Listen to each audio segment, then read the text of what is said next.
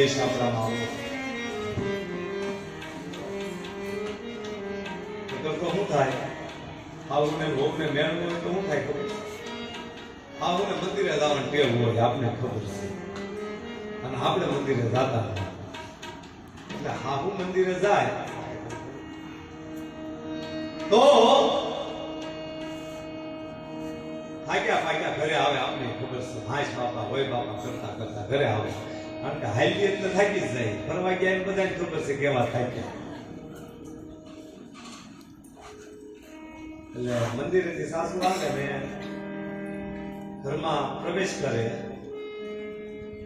અને ઘરમાં પ્રવેશ કરે ત્યાં વહુ ભાળી જાય. બા આવ્યા એટલે વહુ અંદરથી સીધા બહાર આવ્યો, બારનો હાથ પકડીને આવો આવો મંદિરે જઈએ બા. હા બેસો સોફા ઉપર નિરાતે ઘડીક બેસો બા, હમણાં સરસ મજાની ચા લાવો.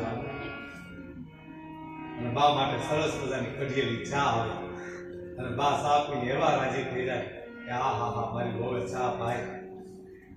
થોડીક વાર થાય ત્યાં સરસ મજાનો બપોરનો ટાઈમ હોય તો 32 જાતના ભોજન પીરસાય. માને લ્યો બા જમો, આમાં બેસે બાને નિરાતે જમાડે. તો આવું બધું કોઈ તમે માનવું બહુ સારું છે,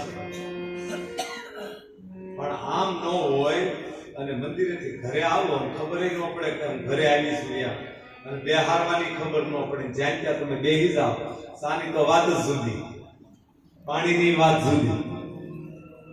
બહુને ખબર નહીં હોય મોબાઈલમાં હોય રસોડામાં. પછી તમે સેજ હળવેકથી કહો કે હો પાણી તો લાવો બાપા, કોઈ પાણી આવે નહીં.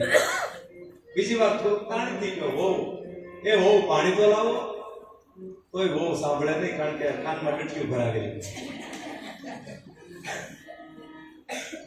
પછી ત્રીજી વાર થોડુંક તાણીથી કહો એ હો, ત્યારે હો સાંભળે પાણી લાવો એમ, અને ઈ બુઝારું પસાડે અને ગોળામાંથી ગ્લાસ ભરે. ગ્લાસ ઝલકાતો તમારી લગીન પોગે અડધો થઈ જાય એટલે પછી સમજી જવાય કે હવે આપણે આમાં કાંઈ આપણું હાલે એમ છે નહીં. પછી આપણી રીતે ભજન કરાય હોય. જય હો. પછી સમજી જવું જોઈએ સામેથી કે હવે બધાનું ભજન કરાય, ખાવાનું કાંઈ કરે પ્રેમથી ખાઈ લેવાય, સુવાનું ત્યાર કરે સુઈ લેવાય, બાકી કાંઈ રાયડું પડાય નહીં, નમાઝ ન કરાય. વિચાર કરજો.